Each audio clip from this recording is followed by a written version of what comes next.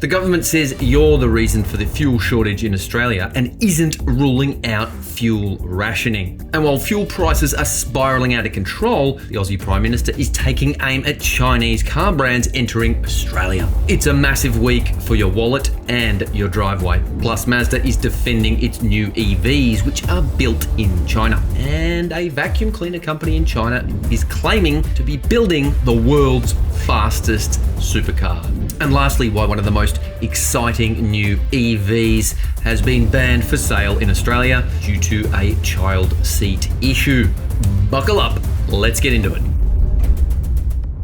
Labor is going to war with Aussie motorists while at the same time picking a fight with Chinese car manufacturers. Okay, so the PM is officially blaming Aussie drivers for the surging fuel prices in Australia and is claiming that panic buying is the culprit. But in the same breath, the government is admitting that fuel rationing will be on the cards if the fuel supply crisis does not stabilise. So they're telling us not to panic, but when you mention the word rationing, guess what people are going to do? They head straight to the petrol pump. Even Bunnings Warehouse is selling out of jerry cans because, well, people are panicking. I think every Aussie punter would like to see something like what the Sri Lankan government is doing right now. They've added an extra day off every week for everyone to reduce commuting and vehicle fuel consumption. Indeed, if the war in Iran continues longer than expected, then the government will enforce fuel rationing in Australia. Now, the last time we saw fuel rationing in Australia was almost 50 years ago in the late 70s. And guess why that was?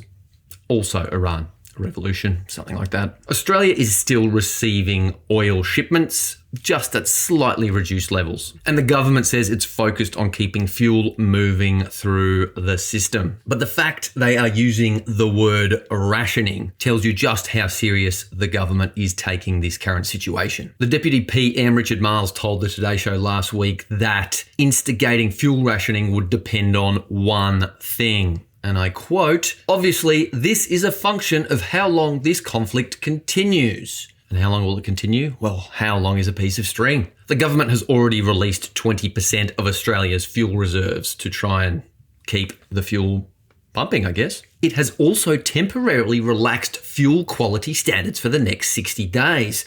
And this allows higher levels of sulfur product to be used locally. And I need to check this out because I don't want to get it wrong, up to 50 parts per million instead of the 10 parts per million standard introduced in 2025. So that's a 5x increase on sulfur. What's that going to do to your car? Oh, not sure. Hopefully nothing bad. But if you look at the fuel reserves left in Australia, we are currently looking at around 30 days, a little bit more for petrol, diesel and jet fuel or avgas. And there are more boats loaded with fuel coming to Australia from Asia, from places like Singapore and China. But you've got to ask yourself, for how long will these boats keep coming? Because those refineries, they might have issues as well with supply. And once fuel gets painfully expensive, it starts to change consumer behaviour. It changes what families shop for. It changes priority, and it changes what fleet buyers, what sort of cars they buy as well. And it also changes whether people look at a petrol-powered SUV and think, yeah, that'll do. Or whether they start thinking that maybe a hybrid or an EV isn't such a bad idea after all. And who makes more EVs than anyone else?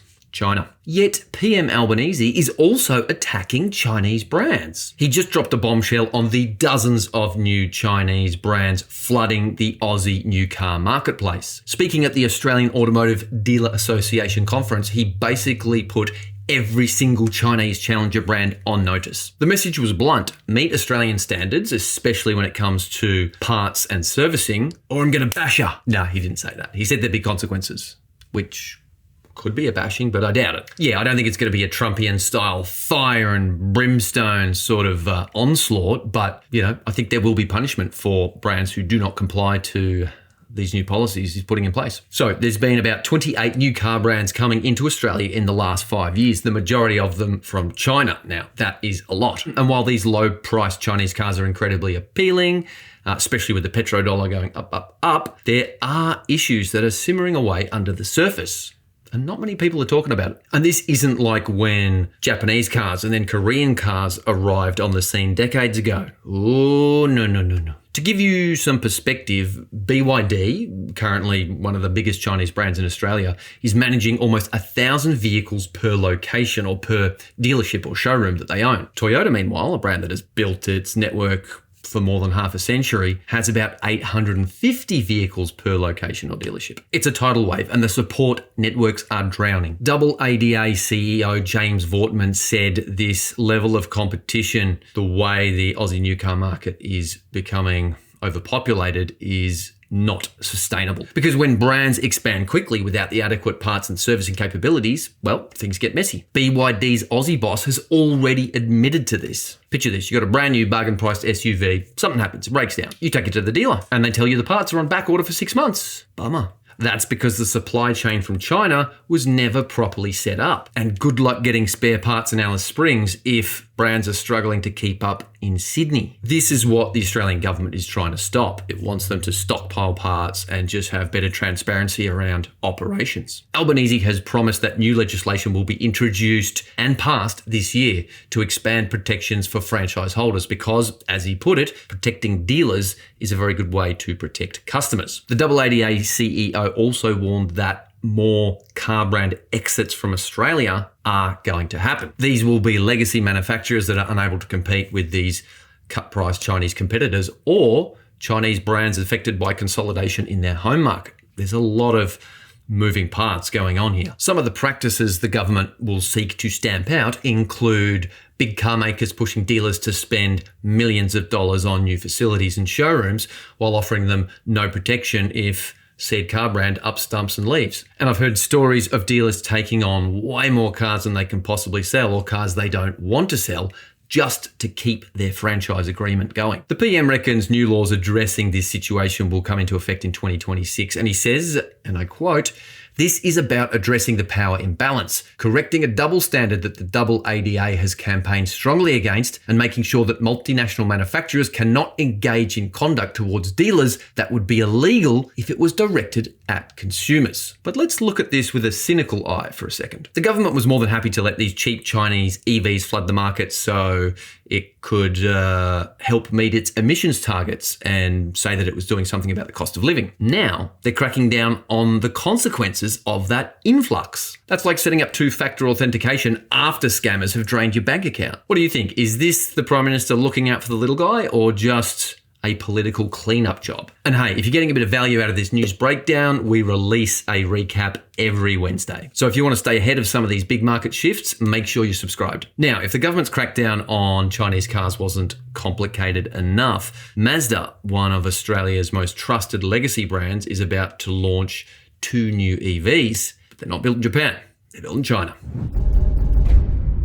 They have the Mazda 6e, the sedan, and also the Mazda CX-6e, which is kind of like an EV version of the CX-5. So it's built in China in cahoots with Chang'an. This puts Mazda in a fascinating, but let's face it, a somewhat uncomfortable situation as well. How do you convince a loyal customer base who bought into the promise of Japanese quality for decades that your new flagship EV is a true Mazda, even though it comes from a factory in China? Mazda Australia's managing director Vinesh Bindi says this partnership with Chang'an absolutely helps the brand. He sees it as a smart way to stay competitive in what is a very dynamic new car market right now. So Chang'an and Mazda have had a relationship for about 20 years. You know, they know the score. And Mazda is not actively promoting the fact that its new EVs, which will be sharply priced for a Mazda, are built in China. But the Mazda boss reckons that consumer attitudes towards Chinese-built vehicles has changed significantly in recent times. And I quote, "I don't think it's an issue. I see people using iPhones. If you look at the back, it would say made in China. It has got a partnership with a brand that they recognize." One part of the equation is that this collaboration gives Mazda access to mature EV technology and cost-effective manufacturing, something that would normally take many, many years and billions of dollars in investment to achieve. And the fact of the matter is, China builds the best EVs in the world right now. The Mazda Australia head honcho says, and I quote, "When you think about it, in Australia, currently the sales of cars coming from China, regardless of the brand, has reached about 20-odd%. It's a big number and it's not just cars. A lot of consumer goods, a lot of things that Australians buy comes out of factories in China. So Mazda's new EVs are built in China, but Mazda also says that they've done enough recalibration and enough tuning and modifying with these vehicles that they're still very much Mazdas. We'll be the judge of that when we get to drive them properly. And for what it's worth, the new Mazda CX-6E does look kind of intriguing. It's got a rear drive setup. It's not super powerful, but it will be affordable. It will have loads of kit, and it probably will have a lot of room in it as well. I've just recently had a sneak peek of this and I've done a video on it, but it's embargoed, so stay tuned for that. Mazda is betting its hard-earned reputation that its brand is strong enough to overcome the stigma of made in China. Is that an important factor? Is it still a stigma? Well, we posed the question to you guys in a community poll where we asked you where you wanted your utes to be built, and the overwhelming response was Japan by a massive margin.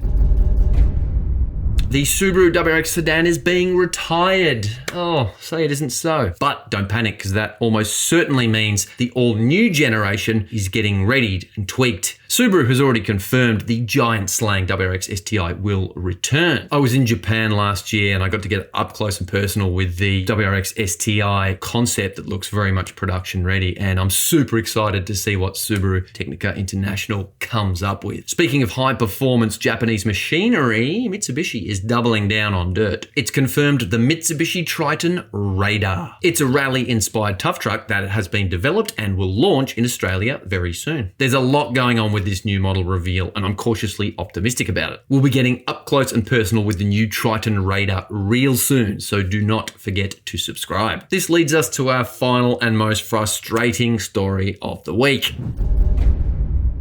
The Renault 5, the car that Francophiles have been crying out for, has effectively been banned for sale in Australia. Why? Because of a metal loop. Australian Design Rule 34 requires a top tether anchor for the middle rear seat of a passenger car. This new Renault 5 doesn't have one, and Renault says fixing it could cost almost $5 million. Some say Renault isn't trying hard enough, but at $5 million for a niche hatchback in a relatively small market, the math doesn't work. Oh, and it's an EV too, which pigeonholes it even further. In 2025, EV sales accounted for around 8.3% of the entire market. But that figure will rise, probably in line with fuel prices going up as well. I do not doubt that for one moment.